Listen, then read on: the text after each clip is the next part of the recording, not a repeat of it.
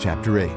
That same day, King Xerxes gave Queen Esther the estate of Haman, the enemy of the Jews.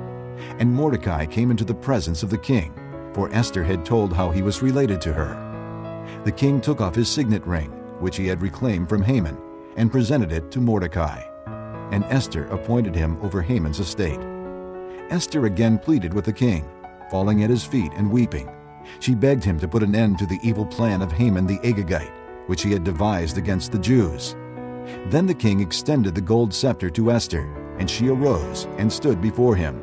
"If it pleases the king," she said, "and if he regards me with favor and thinks it the right thing to do, and if he is pleased with me, let an order be written, overruling the dispatches that Haman, son of Hammedatha, the Agagite, devised and wrote to destroy the Jews in all the king's provinces. For how can I bear to see disaster fall on my people? How can I bear to see the destruction of my family?" King Xerxes replied to Queen Esther and to Mordecai the Jew, "Because Haman attacked the Jews, I have given his estate to Esther, and they have hanged him on the gallows. Now write another decree in the king's name in behalf of the Jews as seems best to you, and seal it with the king's signet ring. For no document written in the king's name and sealed with his ring can be revoked." At once, the royal secretaries were summoned. On the 23rd day of the 3rd month, the month of Sivan, they wrote out all Mordecai's orders to the Jews and to the satraps, governors, and nobles of the 127 provinces stretching from India to Cush. These orders were written in the script of each province and the language of each people, and also to the Jews in their own script and language.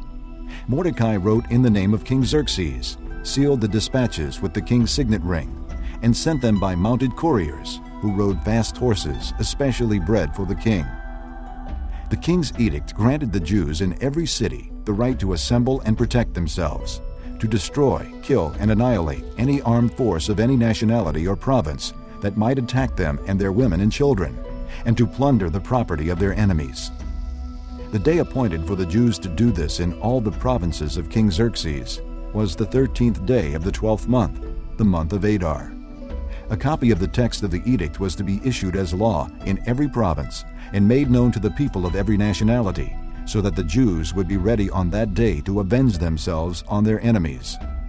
The couriers, riding the royal horses, raced out, spurred on by the king's command, and the edict was also issued in the citadel of Susa. Mordecai left the king's presence wearing royal garments of blue and white, a large crown of gold and a purple robe of fine linen. And the city of Susa held a joyous celebration. For the Jews it was a time of happiness and joy, gladness and honor.